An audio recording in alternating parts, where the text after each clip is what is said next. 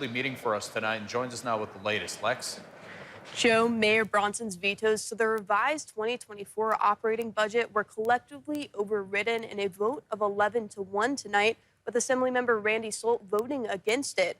The overrides weren't without disagreements. The Assembly passed a number of amendments and revisions to the city's 2024 operating budget at a special meeting last Tuesday, reworking several budget features.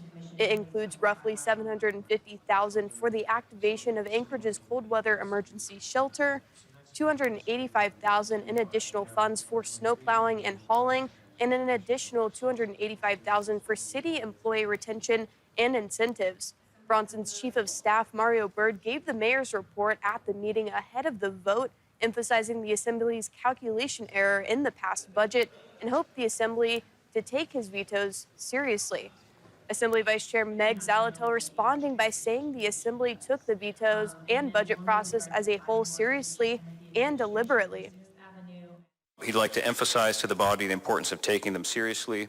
As you know, Mr. Chair, the recent approval of the budget exceeded the tax cap by a certain amount, $600,000 or so, and we worked together collaboratively to rectify it. We have worked consistently around those priorities of building the workforce, the retention and recruitment efforts, ensuring adequate core services such as snow removal, and continuing policy work and investments to address our housing shortages.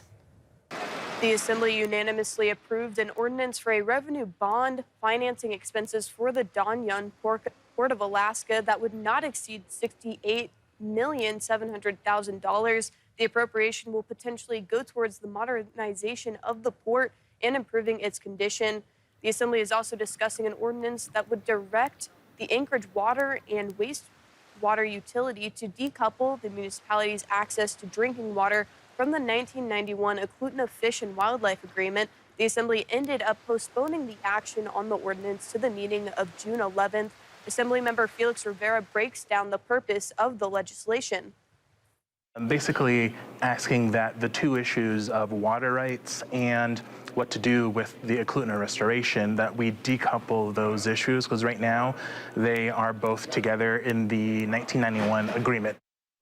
The Assembly postponed an ordinance that will clarify the Assembly's legislative powers in Title 21 until May 21st. In addition, a resolution put forward by the Anchorage Health Department extending the expanded capacity of 200 individuals of the 56th Avenue shelter was also postponed to May 21st. Joe?